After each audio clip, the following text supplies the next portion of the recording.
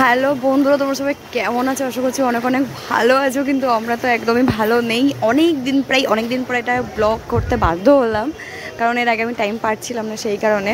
তো দেখো বন্ধুরা, কালকে রাতে বৃষ্টি এত হয়েছে, তো সকালবেলা আমরা ডিউটির জন্য কাজে রেডি হয়ে বেরিয়েছি। এখানে দেখো আমাদের স্কুটি অফ হয়ে গেছে, মানে যাবার কোনো জায়গাই পাচ্ছে না, এতটা বাজে অবস্থা হয়ে গেছে, পুরো জলে জলমগ্ন।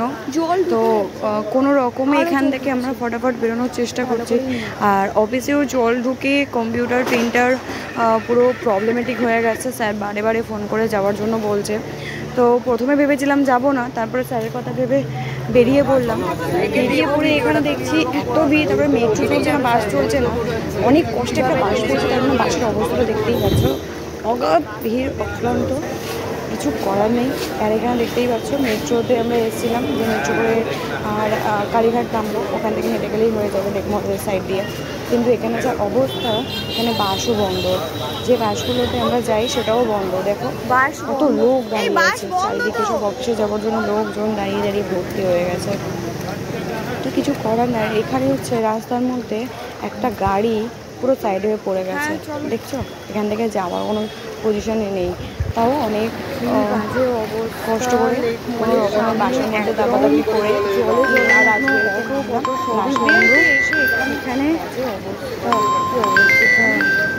লোক তো এখানে দেখো রোডে কোথায়, বাসের মধ্যে তো অগাধ ভিড়, অত বড় কিছু চলছে না।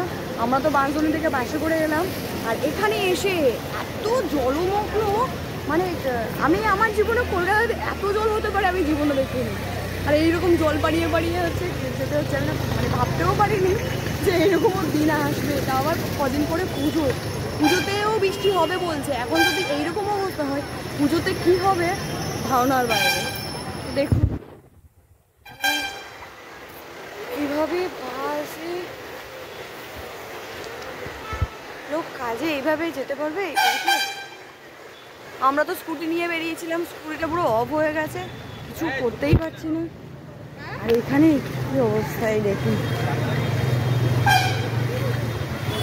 লেকমলের সামনে এত জল দেখতে পাচ্ছেন। আমার পুরো প্যান্টই ভিজে গেছে, আমি কতটা প্যান্ট তুলে নিয়েছি, তারপরেও এত জল। আর পুরো জাম, পুরো গাড়ি পুরো জাম হয়ে গেছে, বুঝছেন? কি বাজে অবস্থা।